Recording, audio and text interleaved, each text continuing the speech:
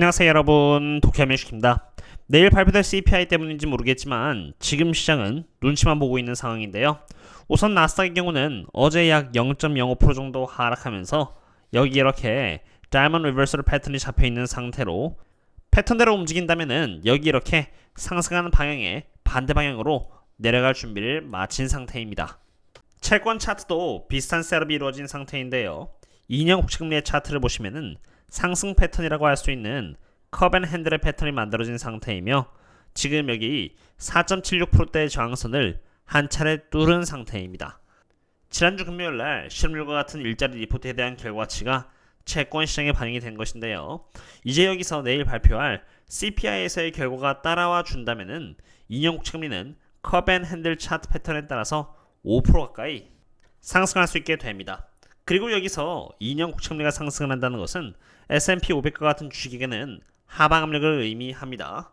항상 돈은 금리가 낮은 곳에서 높은 곳으로 흘러가기 마련인데 물가 상승률인 CPI가 상승을 한다는 것은 경제가 핫해진다는 것을 의미하는 것으로 2년 국채금리가 상승을 하는 것이고 채권 쪽에서 더 높은 금리를 쳐준다는 의미이므로 당연히 주식 입장에서는 상대적으로 좋지 않기 때문에 이렇게 보시는 것처럼 서로 반대의 상관관계가 존재한다는 것을 볼 수 있는 것입니다. 주황색이 바로 S&P 500입니다.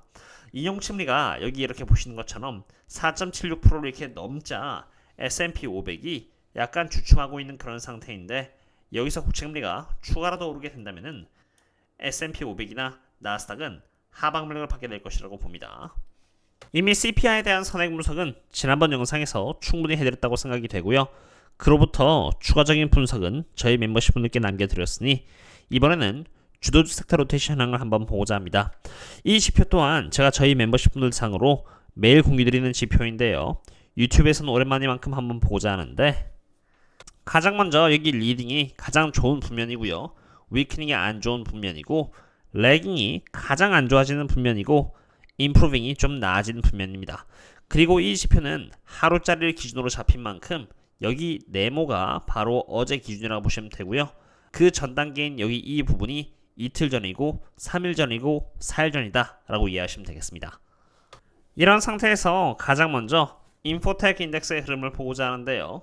최근 들어서 계속 횡보하는 등의 모습을 보임에 따라서 어느새 나스닥과 S&P 500에서 가장 큰 비중을 차지하고 있는 여기 인포텍 인덱스 쪽은 레깅 쪽에 진입한 상태이며 특별히 방향이 위로 꺾이지 않은 상태이기 때문에 모멘텀은 좋지 않은 상태라는 것을 볼 수 있습니다. 반면 여기 에너지 섹터는 제가 수량을 엄청 늘려서 집중적으로 투자한 섹터인데요.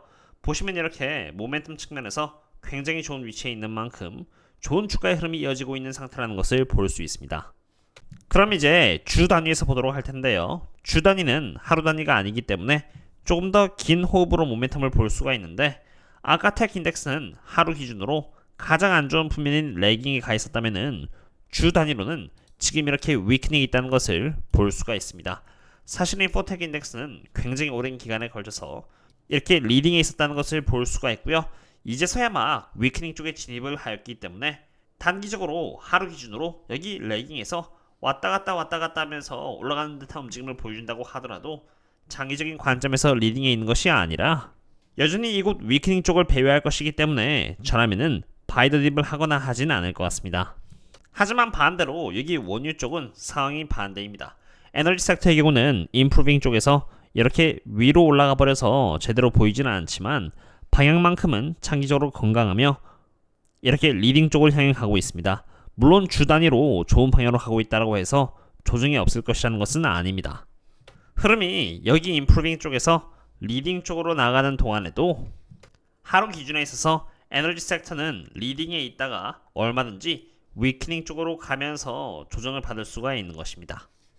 저는 저희 멤버십분 상으로는 따로 이렇게 저평가 기업들을 분석드려 왔는데요. 보시면은 여기 12월 26일, 12월 30일, 그리고 1월 4일날과 같이 52%, 61%, 그리고 28% 저평가된 기업들을 미리 포지셔닝을 할 수 있도록 이렇게 선행 분석을 드렸고요. 저 또한 선행 분석에 따라서 포지션을 잡았으며 주가의 흐름이 펀더멘털 대비해서 저조할 때 그리고 특히나 CEO나 다른 임직원들이 매수라는 시그널이 여기 이렇게 잡힐 때마다 매집을 해서 이러한 기업들 상으로 많은 비중을 잡아왔는데요. 가장 최근 들어서 CVE와 CPG, OB, 썬코어 등을 상으로 30%가량 매도한 데에 이어서 추가로 썬코어에서 나머지를 익절해서 430만원의 수익과 세노버스 에너지에서 추가로 또 800만원가량 익절을 하였습니다. 지금까지 제가 익절한 기업들을 보시면은 전부 다 원유 기업들이라는 것을 볼 수 있는데요.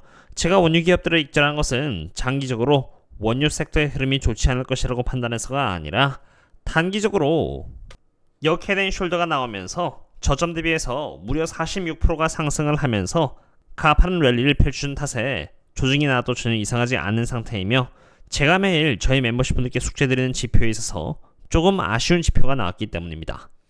우선 제가 CVE를 전부 다 매도를 했으니 제가 저희 멤버십 분들께 선행적으로 분석드린 CVE에 대해서 한번 설명을 드릴까 합니다. 가장 먼저 11월 4일날 저희 멤버십 분들께 제가 52.8% 정도의 업사이드가 있다고 분석을 드렸는데 약 5개월에 걸쳐서 46% 정도 상승을 했으니 거의 부합했다고 보고 있는데요. 이 기업의 실적이 개선되어 가고 있었으면 물론 가장 먼저 세노버스 에너지의 CEO가 계속 이렇게 내부자 매수를 해나갔다는 것입니다. 많은 분들이 11월 달에만 해도 원유에 대한 비관론이 정말 심했었는데요. 사실 원유 쪽을 계속 관찰해온 저로서는 사람들이 생각하는 만큼 그렇게 펀더멘털이 나쁘지 않았다는 것을 알고 있었고 실제로 CEO 또한 이렇게 계속 매집을 하면 매집을 했지 매도를 하지 않았다는 것을 데이터로서 이렇게 제가 확인을 할 수가 있었습니다. 1월 23일에도 팔로우업 분석을 드렸는데 여기 보시면 이렇게 CV의 부채 현황을 이렇게 알아보았고요. 부채의 경우는 계속 줄어드는 아주 건전한 흐름을 보여주고 있었으며 1월에도 CEO뿐만이 아니라 많은 임직원들이 함께 주식을 이렇게 싸그리 매집을 하고 있었다는 것을 확인하였고요. 이렇게 저 또한 멤버십 분들께 공유를 드리면서 열심히 저도 함께 모았습니다. 그리고 2월 16일 날에는 더 이상 하락이 멈추고 차트 관점에서 브레이크아웃 했다는 신호가 잡힌 좋은 시기였는데요. 원유주에 있어서 정말 중요한 것은 실제로 유가가 어떠한 펀더멘털을 갖고 있느냐이고 여기 보시는 것처럼 제가 그것을 확인했기 때문에 CV와 썬코어, CPG 모두 좋은 흐름을 보여줄 것이라고 평가를 했습니다.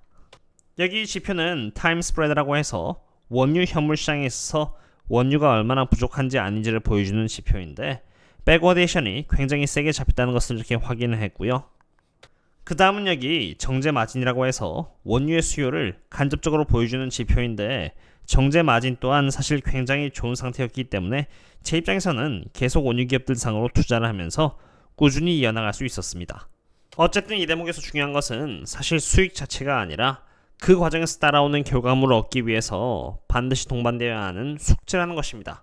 그냥 투자라고 방치하는 것이 아니라 투자를 한 뒤에 계속 해당 기업이나 섹터에 대해서 숙제를 하고 투자에 있어서 이상이 있는지 없는지 감시하는 과정에서 장기 투자를 하고 그렇게 비로소 했을 때 언제가 매도하기에 적합한 순간인지 알 수 있을 것이라고 봅니다. 제가 오늘 CV를 매도한 이유는 우선 RSI의 기준에 있어서 역사적으로 이 정도로 과밀수가 된 적이 CV가 없었기 때문에 조정을 받아도 전혀 이상할 게 없다는 것이고요. 그리고 두 번째 이유는 내부자 매도가 많이 나오기 시작했다는 것입니다. 과거에도 한때 내부자 매도가 계속 쌓여가던 과정에서 머지않아 주가가 하락했고요. 반대로 내부자 매수가 이렇게 많이 나왔을 때는 주가가 상승을 했던 것처럼 이번에는 내부자 매도가 데이터상으로 잡혀나가고 있음을 확인하였고요. 저에게 있어서는 매도의 이유가 되었다고 보시면 됩니다. 제가 원유 기업들을 전부 다 매도를 한 것은 아니지만 거의 다 매도를 했는데요. 이제 중요한 것은 다음 먹거리를 찾는 것입니다. 그리고 다음 먹거리 또한 저는 저희 멤버십 분들이 준비를 하실 수 있도록 이렇게 미리 공유를 드려 놓았는데요. 이 기업에 대해서는 제가 심도 깊게 공부를 했고요. 그 결과 무려 140%의 상승 포텐셜이 있다는 것을 알아내었기 때문에 저는 이 기업을 추천드리며 저 또한 진입을 하고자 좋은 타이밍을 기다리고 있습니다. 조정이 온다면은 저는 멤버십 분들께 말씀을 드리고 진입할 것이고요. 이 기업에 대한 숙제 또한 제가 거의 매일 공유드리면서 올바른 구간대에 대응을 할 수 있도록 어시스트를 할 것이기 때문에 특별히 걱정할 필요는 없다고 봅니다. 이뿐만이 아니라 저는 최대한 많은 구독자분들을 서포트하기 위해서 이렇게 카페 또한 운영하고 있는데요. 이곳에서는 거시경제에 대한 요약과 공부가 될 수 있도록 차트 분석, 그리고 한국 주식 밸류에이션 등 다양한 자료들을 공유드리고 있는 만큼 가입해서 보시면 도움이 될 것이라고 봅니다. 오늘은 여기까지 하도록 하겠고요. 그럼 다음에 또 만나요. See you later.